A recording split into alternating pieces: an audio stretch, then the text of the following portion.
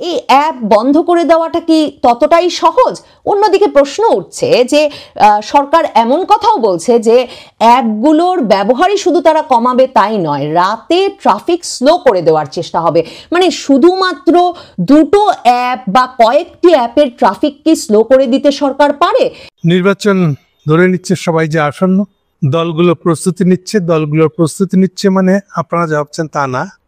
দলগুলোর প্রস্তুতি নিচ্ছে, সেরা কিরকম ধরনের দল সেটা তো বলতে হবে। আগেকার দিনে যে ধরেন 80 দশকে হয়ে তাহলে সে কত বামপন্থী দল এটা জোরে সোরে বলতো, এটা বললে ভোট বেশি পাওয়া যেত, নিজেকে খুব বেশি বিপ্লবী মনে করা যেত। কিন্তু আজকাল এদের খাইবে না, বামপন্থী পনা খাবে না, তাহলে এগুলো কি বলতে হবে? প্লাস ইতিমধ্যে অনেকগুলো ইসলামী দল হয়েছে, আপনি ইসলামী দলগুলো ভোট চাই যে কিংস পার্টি এনসিপি কে দিয়ে নাটক সাজিয়ে আওয়ামী লীগের কার্যক্রম নিষিদ্ধ করে গভীর খাদে দিশেহারা সরকার। একদিকে বাড়ছে আন্তর্জাতিক চাপ, অন্যদিকে দেয়ালে পিঠ থেকে যাওয়া আওয়ামী লীগ দেশে বিদেশে বাড়াচ্ছে সক্রিয়তা। এক মাসের মধ্যে লন্ডন ও নিউ ইয়র্কে দলটির শক্তি প্রদর্শনের মাত্রায় বড় ধরনের উদ্বেগ ঘিরে ধরেছে সরকার এবং তার মিত্রদের। আওয়ামী লীগের জনসমর্থন নেই, আন্তর্জাতিক সম্প্রদায়ের কাছে সরকার এমন দাবিও প্রশ্নের মুখে পড়েছে। বাপরে, ডক্টর মোহাম্মদ ইউনূস তো একটা বিশাল ঘোষণা দিচ্ছেন, সেটা হচ্ছে যে কোনো সময় আওয়ামী লীগের কার্যক্রম সচল করা হতে পারে যে কোনো মুহূর্তে। তার মানে নির্বাচন থেকে আওয়ামী লীগকে বাদ দেওয়া সম্ভবত যাবে না। আমার যেটা ধারণা করি, এইটা পশ্চিমারা চায় না, গণতন্ত্র বিশ্ব এটা সাপোর্ট করবে না যে আওয়ামী লীগ নির্বাচন থেকে দূরে সরে যাবে, আওয়ামী লীগের রাজনৈতিক কার্যক্রম চলবে না। এখন কোন ফরম্যাটে যাবে বা এই নির্বাচনে যাবে কিনা, না গেলেও যাতে রাজনীতি তারা ভবিষ্যতে করতে পারে, তার একটা নিশ্চয়ই কোনো একটা আলাপ আলোচনা চলছে, যেটা এখনো প্রকাশ্যে আসে নাই। কিন্তু এই ঘোষণাটা তো হাসিনাকে আশ্রয় দেয়ায় প্রধানমন্ত্রী নরেন্দ্র মোদীর ওপর ক্ষোভ বাড়ছে ভারতীয়দের মাঝে। তীব্র সমালোচনা করছেন বিরোধী দলীয় রাজনীতিবিদরাও। অনেকে প্রশ্ন তুলছেন, ভারতের কাছে বাংলাদেশের প্রাধান্য বেশি নাকি ব্যক্তি শেখ হাসিনার? বিস্তারিত থাকছে আরিফ হাসানের প্রতিবেদনে। শুধুমাত্র ভারতীয় হিন্দু ছাড়া পৃথিবীর সকল মানুষ, সকল প্রাণীকে শারদীয় শুভেচ্ছা জানাচ্ছি। আপনার মাথায় নিশ্চয়ই প্রশ্নটি জেগেছে যে ভারতীয় হিন্দুরা কি অপরাধ করলো? হ্যাঁ, আমি ভারতীয় হিন্দুদেরকে কাওয়ার্ড মনে করি। কেন? অনেক চিৎকার করেছি, অনেক বলেছি। বাংলাদেশে 2021 সালে শারদীয় উৎসব পণ্ড করে দেওয়ার যে মাস্টার মাইন্ড, যে মূল হোতা জামাইয়ের আদরে ভারতে অবস্থান করছে। পশ্চিমবাংলায় তাকে রাজারহাট থানা পুলিশ এক রাতের জন্য থানায় রেখেছিল, পরে দিল্লির নির্দেশে তাকে ছেড়ে দেওয়া হয়েছে। দিল্লিতে কয়েকদিন তাকে জামাইয়ের আদর শেষে আবার পশ্চিমবাংলায় পাঠানো হয়েছে। এখন সে খুবই আরামে জীবনযাপন করছে পশ্চিমবাংলায়, এবং তার মেয়ে অর্থাৎ সূচনা, সে ভারতীয় সহায়তায় অন্য দেশে চলে গেছে, মালয়েশিয়া, সিঙ্গাপুরে ঘুরে বেড়াচ্ছে, বিভিন্ন ক্লাবে গিয়ে পার্টি করছে, মদ খাচ্ছে, নাচছে। সকল ভিডিও ফুটেজ তো আমার কাছে আসে, দেখি। তো এই হিন্দু ধর্মাবলম্বীদের উপরে এক প্রকার গণহত্যা চালানো, সারা বাংলাদেশের হিন্দুদের ধর্মীয় উৎসব পণ্ড করে দেওয়ার যে মূল হোতা, সে হিন্দু প্রধান ভারতে বসে আছে, পশ্চিমবাংলায় বসে আছে। এরপরে যদি আপনি বলেন যে ভারতীয় হিন্দুদেরকে আমি শুভেচ্ছা জানাবো, এটা কি কোনো মানুষের পক্ষে জানানো সম্ভব? এখন আপনি বলবেন যে এটা তো রাষ্ট্রীয় সিদ্ধান্ত, আমি তো প্রতিবাদ করেছি, সোশ্যাল মিডিয়ায় লিখেছি, আমি আর কি করবো, আমরা ভারতীয়রা অনেক সচেতন, আমরা এই বাংলাদেশের সন্ত্রাসীদের জায়গা দিই না। এই ধরনের গালগল্প বাদ দিন, এগুলো নিজের কাছে রাখুন। আপনি আগাগোড়া একটা কাওয়ার্ড, নেমেছেন রাস্তায়, কি প্রতিবাদ? আপনার ভূমিকা কি? বাংলাদেশের হিন্দুরা এই অ্যাপ বন্ধ করে দেওয়াটা কি ততটাই সহজ? অন্যদিকে প্রশ্ন উঠছে যে সরকার এমন কথাও বলছে যে অ্যাপগুলোর ব্যবহারই শুধু তারা কমাবে তাই নয়, রাতে ট্রাফিক স্লো করে দেওয়ার চেষ্টা হবে। মানে শুধুমাত্র দুটো অ্যাপ বা কয়েকটি অ্যাপের ট্রাফিক কি স্লো করে দিতে সরকার পারে, এবং সরকার তার ফলে অন্য ব্যবহারকারীদের জন্য যে ধরনের বড় অসুবিধার সৃষ্টি করবে, সেটা কি ইউনূস সরকারের বিরুদ্ধে সেই ব্যবহারকারীদের একরকমের খেপিয়ে তুলতে পারে? মানে ভারত কেন তার এই কথা বলায় বা সামাজিক যোগাযোগ মাধ্যমে যোগাযোগ রক্ষায় বাধা সৃষ্টি করছে না?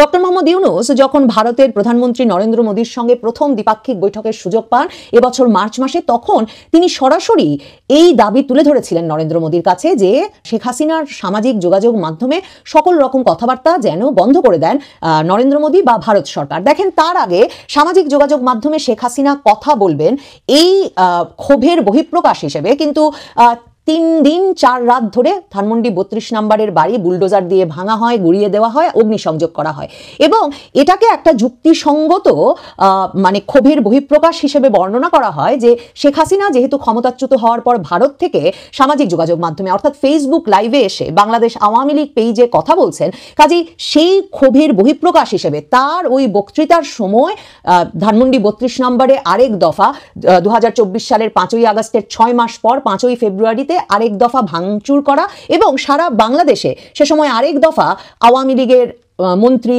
এমপি, রাজনৈতিক নেতাদের বাড়িতে ভাঙচুর, লুটপাটের ঘটনা ঘটানোটা স্বাভাবিক এবং স্বাভাবিক ক্ষোভের বহিঃপ্রকাশ হিসেবে ইউনূস সরকার বর্ণনা করে আসছিল। কাজেই ডক্টর মোহাম্মদ ইউনূস নিজে এবং তার সরকার সবসময় মনে করেন যে শেখ হাসিনার সামাজিক যোগাযোগ মাধ্যমে আলাপ বন্ধ করা ভারত সরকারের উচিত এবং তিনি ভারতে বসে সামাজিক যোগাযোগ মাধ্যমে বক্তৃতা দিয়ে যোগাযোগ রক্ষা করে বাংলাদেশের রাজনৈতিক পরিস্থিতি এবং আইন শৃঙ্খলা পরিস্থিতিকে অস্থিতিশীল করছেন।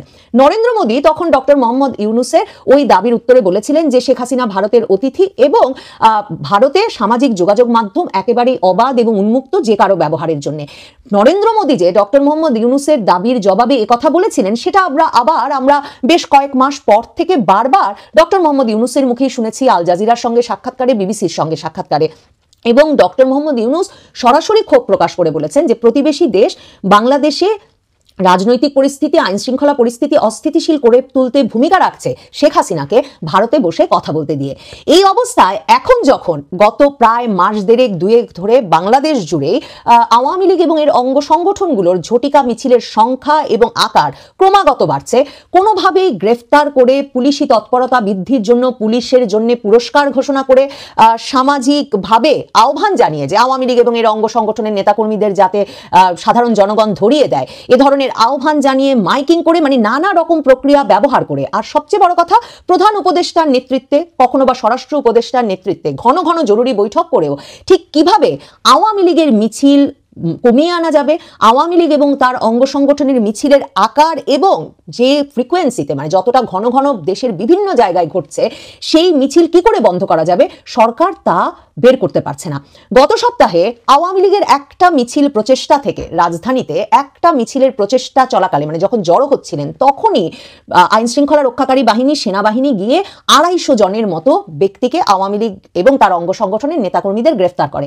এখন সরকার বলছে যে ওই 250 জনের মধ্যে শতাধিকের বেশি নাকি দুটো অ্যাপ ব্যবহার করে নিয়মিত তাদের দলের নেত্রী, তাদের প্রধান নেত্রী শেখ হাসিনার সঙ্গে যোগাযোগ রাখতেন। আওয়ামী লীগ এই যে 1 বছরও না যেতে যেতে এতটা সংগঠিত হয়ে উঠল এবং সারা বাংলাদেশ জুড়ে এত গ্রেফতার, হামলা, মামলার পরেও মিছিল করে সরকারকে এবং বিরোধী রাজনৈতিক পক্ষগুলোকে একরকমের ব্যতিব্যস্ত এবং আতঙ্কিত করে তুলল। আওয়ামী লীগ এবং তার অঙ্গ সংগঠনের নেতাকর্মীরা বলছেন তার একটা বড় কারণ যে শেখ হাসিনা সেই আগস্ট থেকেই মানে গত 1 বছর ধরেই ভারতে বসে দলের একেবারে তৃণমূল পর্যায়ের বাপরে ডক্টর মোহাম্মদ ইউনূস তো একটা বিশাল ঘোষণা দিয়েছেন, সেটা হচ্ছে যে কোনো সময় আওয়ামী লীগের কার্যক্রম সচল করা হতে পারে যে কোনো মুহূর্তে। তার মানে নির্বাচন থেকে আওয়ামী লীগকে বাদ দেওয়া সম্ভবত যাবে না। আমার যেটা ধারণা করি এটা পশ্চিমারা চায় না, গণতন্ত্র বিশ্ব এটা সাপোর্ট করবে না যে আওয়ামী লীগ নির্বাচন থেকে দূরে সরে যাবে, আওয়ামী লীগের রাজনৈতিক কার্যক্রম চলবে না। এখন কোন ফরম্যাটে যাবে বা এই নির্বাচনে যাবে কিনা, না গেলেও যাতে রাজনীতি তারা ভবিষ্যতে করতে পারে তার একটা নিশ্চয়ই কোনো একটা আলাপ আলোচনা চলছে, যেটা এখন প্রকাশ্যে আসে নাই। কিন্তু এই ঘোষণাটা তো খুব গুরুত্বপূর্ণ, সিগনিফিকেন্ট, কারণ ডক্টর মোহাম্মদ ইউনূস এখন যে দেশে আছেন বা যে বিশ্বে আছে সেটা একটা পশ্চিমা বিশ্ব, গণতান্ত্রিক বিশ্ব। সেখানে যে কিন্তু বলতে পারে না যে কোনো রাজনৈতিক দলকে নিষিদ্ধ করা হবে, একে কোনো মানে সুযোগ দেওয়া হবে না, অধিকার দেওয়া হবে না। এই কথাগুলো বললে কিন্তু তিনি জানেন যে তার একটা বিপদ আছে। তিনি বলছেন যে আমরা আওয়ামী লীগকে নিষিদ্ধ করিনি, এমনকি তাদের রেজিস্ট্রেশনও স্থগিত করা হয়নি, শুধুমাত্র তাদের কার্যক্রম স্থগিত করা হয়েছে, কিন্তু তাদের যে নৌকা প্রতীক সেটা স্থগিত আছে, সেটা ছাড়াই নির্বাচন কমিশন প্রতীকের তালিকা প্রকাশ করছে। তাহলে ডক্টর মোহাম্মদ ইউনূসের এই বক্তব্যটা পুরোপুরি সত্য না। কার্যক্রম নিষিদ্ধ আছে, তার প্রতীক স্থগিত আছে, এটাই তো একটা দলের যে নির্বাচনী কর্মকাণ্ডে সে অংশ নেবে তার অধিকারটা তো সেটা থাকলো না। জাতিসংঘ সাধারণ পরিষদের অধিবেশনের ফাঁকে জিটিও কে দেওয়া এক সাক্ষাৎকারে সাংবাদিক মেহেদী হাসানের প্রশ্নের জবাবে তিনি এই কথা বলেন। উপদেষ্টা বলেন, কার্যক্রম স্থগিত হওয়ায় তারা কোনো রাজনৈতিক কর্মকাণ্ড করতে পারবে না, তারা একটি দল হিসেবে বৈধ, কিন্তু তাদের কার্যক্রম কিছু সময়ের জন্য স্থগিত করা হয়েছে। যে কোনো সময় তাদের কার্যক্রম সচল করা হতে পারে, কারণ ওই অপশনটা কিন্তু রয়ে গেল। এক প্রশ্নের জবাবে ডক্টর মোহাম্মদ ইউনূস বলছেন যে আওয়ামী লীগের নির্বাচনে অংশ নেওয়ার বিষয়ে নির্বাচন কমিশন ব্যাখ্যা দিতে পারবে, তারা বলতে পারবে নির্বাচনে কোন দল অংশ নিতে পারবে, কারণ তারা নির্বাচন অনুষ্ঠান করছে, সুতরাং তারাই ভালো বলতে পারবে। এটা কিন্তু তিনি অ্যাভয়েড করে গেলেন। এটা যতই প্রধান নির্বাচন কমিশন বলুক না কেন, বিষয়টা তো সিদ্ধান্তটা তো রাজনৈতিক সিদ্ধান্তটা নির্বাচন কমিশনকে বললে নির্বাচন কমিশন সেই অনুযায়ী তারা আইন অনুযায়ী কাজ করবে। এখন রাজনৈতিক দল হিসেবে যদি তার কার্যক্রম স্থগিত হয়, তাহলে তার নিবন্ধন নিশ্চয়ই স্থগিত আছে, তার প্রতীকও মানে আপাতত তালিকাই নাই। তাহলে এটা তো রাজনৈতিক সিদ্ধান্ত, এটা তো রাজনৈতিক সিদ্ধান্ত যদি থাকে যে না উন্মুক্ত, তাহলে নির্বাচন কমিশন সেইভাবেই সিদ্ধান্ত নেয়। একটার সাথে একটা তো সম্পর্কযুক্ত, এটা তো বাস্তব। প্রধান উপদেষ্টা বলেন আওয়ামী লীগের লাখ লাখ সমর্থক আছে, আমি মানি না, তবে তাদের সমর্থক আছে, তাদের সমর্থকরা সাধারণ ভোটারের মতোই ভোট প্রদান করতে পারবে, তবে সেখানে শুধু আওয়ামী লীগের প্রতীক থাকবে না। এটা হইলে আওয়ামী লীগের প্রতীক থাকবে না, তাহলে কোথায় তারা ভোট দেবে? তারা স্বতন্ত্র হিসেবে দাঁড়াবে সেখানে। আর লাখ লাখ মানে সমর্থক নাই, এটা কি বলতে পারে? অবশ্যই আছে। আওয়ামী লীগের যদি বাংলাদেশে মানে 25-30 ভাগ যদি লোক থাকে, তাহলে তার সংখ্যা কত? 1.5-2 কোটি। লাখ লাখ থাকবে না কেন? দেখ, এটা হয়তো পলিটিক্যাল একটা স্টেটমেন্ট। ডক্টর ইউনূস বলছেন আওয়ামী লীগ নিজেদের রাজনৈতিক দল বললেও তারা রাজনৈতিক দলের মতো নিজেদের তুলে ধরতে পারেনি। তারা মানুষ হত্যা করেছে, এমনকি তারা যা করেছে তার কোনো দায় পর্যন্ত তারা নেয়নি। শুধু তাই নয়, তাদের এই কর্মকাণ্ডের জন্য তারা সবসময় অন্যকে দোষারোপ করে। 29 সেপ্টেম্বরে প্রকাশিত এক সাক্ষাৎকারে আরো আলোচনা উঠে আসে অন্যান্য বিষয়গুলো নিয়ে আলোচনা। যাক, মানে এখানে ডক্টর ইউনূস আওয়ামী লীগ বিষয়ে কিছু সত্য বলেছেন, কিছু অসত্য বলেছেন, পুরোপুরি সত্য না। কিন্তু গুরুত্বপূর্ণ বিষয় হলো যে কিংস পার্টি এনসিপি কে দিয়ে নাটক সাজিয়ে আওয়ামী লীগের কার্যক্রম নিষিদ্ধ করে গভীর খাদে দিশেহারা সরকার। একদিকে বাড়ছে আন্তর্জাতিক চাপ, অন্যদিকে দেয়ালে পিঠ থেকে যাওয়া আওয়ামী লীগ দেশে বিদেশে বাড়াচ্ছে সক্রিয়তা। এক মাসের মধ্যে লন্ডন ও নিউ ইয়র্কে দলটির শক্তি প্রদর্শনের মাত্রায় বড় ধরনের উদ্বেগ ঘিরে ধরেছে সরকার এবং তার মিত্রদের। আওয়ামী লীগের জনসমর্থন নেই, আন্তর্জাতিক সম্প্রদায়ের কাছে সরকার এমন দাবিও প্রশ্নের মুখে পড়েছে। বহুমুখী চাপের মুখে সরকারের মিত্র বিএনপি মহাসচিব নতুন করে অবস্থান বদলের ইঙ্গিত দিচ্ছেন। এমন অবস্থায় আওয়ামী লীগকে নিয়ে রীতিমতো দুঃস্বপ্ন দেখছেন সরকারের নীতি নির্ধারকেরা। অনলাইনে যোগাযোগের অ্যাপ বন্ধ করার মতো হাস্যকর পদক্ষেপ নেওয়ার আলোচনা চলছে। জুলাই আন্দোলনের সময় ইন্টারনেট বন্ধ করার ঘটনার বিরুদ্ধে যারা ছিল প্রচন্ড সোচ্চার, তারা এখন ইন্টারনেটে যোগাযোগের অ্যাপ বন্ধের পক্ষে। প্রশ্ন উঠেছে, এর মাধ্যমে কি নিয়ন্ত্রণ করা যাবে আওয়ামী লীগকে? নিজেদের তৈরি করা ফাঁদ থেকে মুক্তি পাওয়ার জন্য নেওয়া কৌশল আরো জটিলতা বাড়াবে কিনা হিসেবে রাজনীতির মাঝে আওয়ামী লীগকে কোণঠাসা করার সুফল পাবে সরকারের মিত্র দলগুলো। তবে সেই আশার গুড়ে বালি পড়েছে গত 4 মাসে। কার্যক্রম নিষিদ্ধ করার পর উল্টো সক্রিয়তা বেড়েছে দলটির। ঢাকা সহ সারা দেশে মিছিলের সংখ্যা যেমন বেড়েছে, তেমনি বাড়ছে অংশগ্রহণকারীর সংখ্যাও। পাশাপাশি লন্ডন, নিউ ইয়র্ক এবং ফ্রান্সে হয়েছে বড় শোডাউন। লন্ডন এবং নিউ ইয়র্কে নাজেহাল হন তথ্য উপদেষ্টা মাহফুজ আলম। নিউ ইয়র্কে ডিম বৃষ্টির মুখে পড়ছেন এনসিপি নেতা আক্তার হোসেন। আওয়ামী লীগের মিছিল ঠেকাতে কঠোর অবস্থানের ঘোষণা দিয়েও সফল হচ্ছে না পুলিশ। মিছিল ঠেকাতে ব্যর্থতার জন্য এবং মামলার অভিযোগপত্র যথাসময় দিতে না পারলে সংশ্লিষ্ট কর্মকর্তাদের বিরুদ্ধে ব্যবস্থা নেওয়ার নির্দেশ দিয়েছে ডিএমপি সদর দপ্তর। এরই মধ্যে মোহাম্মদপুরের সহকারী কমিশনার সহ 3 পুলিশ কর্মকর্তাকে প্রত্যাহার করা হয়েছে। তবে এতেও পরিস্থিতি নিয়ন্ত্রণে না আসায় দুশ্চিন্তার ভাঁজ পড়ছে সরকার নীতি নির্ধারকদের কপালে। সেপ্টেম্বর মাসে রাজধানীর বিভিন্ন এলাকায় আওয়ামী লীগের অন্তত 40টি মিছিল হয়। সবচেয়ে বড় শোডাউনটি হয় 24 সেপ্টেম্বর। এদিন দুপুরে প্রায় একই সময় গুলিস্তান, ফার্মগেট সহ কয়েকটি এলাকায় মিছিল করেন আওয়ামী লীগের নেতাকর্মীরা। কারণবাজার, আগারগাঁও, পান্থপথ, শ্যামলী এলাকাতেও মিছিল হয়। এর মধ্যে ফার্মগেট, পান্থপথ এলাকায় মিছিলকারীর সংখ্যা ছিল সবচেয়ে বেশি। এই একদিনের মিছিল থেকে 244 জনকে গ্রেপ্তারের কথা জানায় ডিএমপি। এরপরেও থেমে নেই ঝটিকা মিছিল। পুলিশ কর্মকর্তারা প্রকাশ্যে স্বীকার করছেন নিজেদের অসহায়তার কথা। ডিএমপির অতিরিক্ত কমিশনার এস.এন. নজরুল ইসলাম খোলাখুলি বলেন, আওয়ামী লীগের প্রতি বিপুল জনসমর্থনের কারণে পুলিশ চেষ্টা করেও মিছিল ঠেকাতে পারছে না। দলটির নেতাকর্মীদের ক্ষুদ্র একটি অংশ 5 আগস্টের পর বিদেশে অবস্থান করলেও বাকিরা দেশে আছেন। দিনকে দিন তারা সক্রিয় হয়ে উঠছেন। এর কারণেই বাড়ছে মিছিল এবং তাতে অংশগ্রহণকারীর সংখ্যা। পুলিশের বক্তব্য থেকে পরিষ্কার, সরকারপন্থীরা যতই আওয়ামী লীগের বিলীন হয়ে যাওয়ার দাবি করুক না কেন, মাঠের চিত্র একেবারে আলাদা। 1 বছরের রাজনৈতিক অবস্থান অনেক শক্তিশালী হয়েছে দলটির। তাদের প্রতি সাধারণ মানুষের সহানুভূতির মাত্রাও বাড়ছে।